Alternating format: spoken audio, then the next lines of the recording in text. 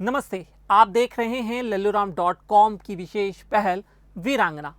वीरांगना में आज हम बात करेंगे एक ऐसी महिला क्रांतिकारी की जो वैसे तो अंग्रेज थी मगर भारत की आज़ादी के पक्ष में थी। हम बात करेंगे एक ऐसी महिला क्रांतिकारी की जो महात्मा गांधी के विचारों से इतना प्रभावित थी कि अपना देश छोड़कर भारत आकर बस गई और भारत की आज़ादी के लिए यात्राएं करने लग गई। जी, हम बात कर रहे हैं मैडलिन स्लेड की, जिसे बाद में दुनिया ने मीरा बेन के नाम से जाना। तो वीरांगना में आज जानेंगे मीरा बेन यानी कि मैडलिन स्लेड की कहानी। मीरा बेन का जन्म साल 1892 को इंग्लैंड में हुआ था। इनके पिता मुंबई में ईस्ट इंडिया स्क्वाड्रन में कर्मचारी थे। मीरा बेन ने गांधी जी के सिद्धांतों से प्रभावित होकर भारत में विभिन्न स्थानों पर जाकर खादी का प्रचार किया। मीरा बेन यूं तो अंग्रेज थी लेकिन हिंदुस्तान की आजादी के पक्ष में थी। गांधी का अपनी इस विदेशी पुत्री पर विशेष अनुराग था। इसी वजह से महात्मा गांधी ने उन्हें मैडलिन स्लेड की जगह मीरा बेन नाम दिया था। मैडलिन स्लेड जब साबरमती आश्रम में बापू से मिली तो उन्हें लगा कि जीवन की सार्थकता दूसरों के लिए जीने में ही है। इसी वजह से वो अपना देश छोड़कर गुजरात के साबरमती आश्रम में रहने लगी। मीरा बेन को प्रकृति से प्यार था। उन्हें संगीत में गहरी रुचि थी।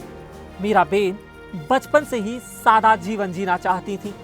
मैडलिन स्लेड ने ज्यादा शिक्षा तो नहीं प्राप्त की मगर फिर भी उन्हें फ्रेंच, जर्मन और हिंदी समेत अन्य कई भाषाओं का बड़ा ज्ञान था।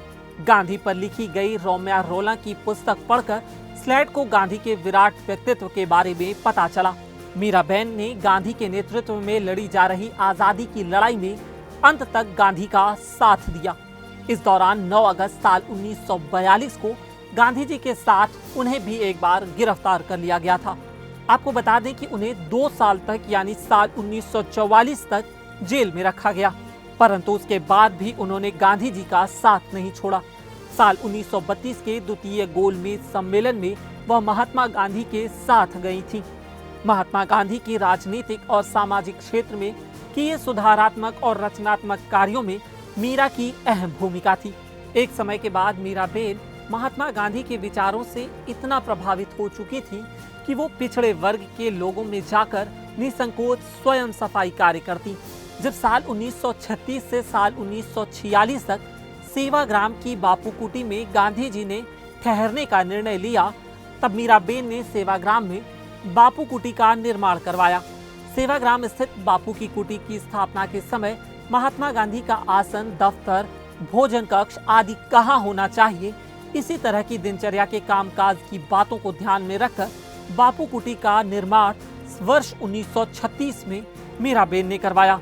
आपको बता दें कि बापू के निधन के बाद भी मीरा उनके विचार और कार्यों के प्रसार में जुटी रही, जिसके चलते साल 1982 में उन्हें पद्म विभूषण से सम्मानित किया गया। भारत के प्रति मीरा बेन का लगाव इतना था कि वह भारत को अपना देश और इंग्लैंड को विदेश मानती थी। मीरा बेन के प्रति सम्मान प्रकट करने के लिए इंडियन कोस्ट गार्ड ने नई गश्ती पोत का नाम उनके नाम पर रख दिया। 30 जनवरी साल 1948 में गांधी जी की हत्या के बाद मीरा बेन भारत छोड़कर वियना चली गईं। इतिहासकार बताते हैं कि उसके बाद मीरा बेन ने अपना सारा जीवन वियना में ही बिताया। वहां अपना जीवन सादगी से बिताते हुए 20 जुलाई 1982 को उनका निधन हो गया। आज की कहानी वीरांगना में इतना ही।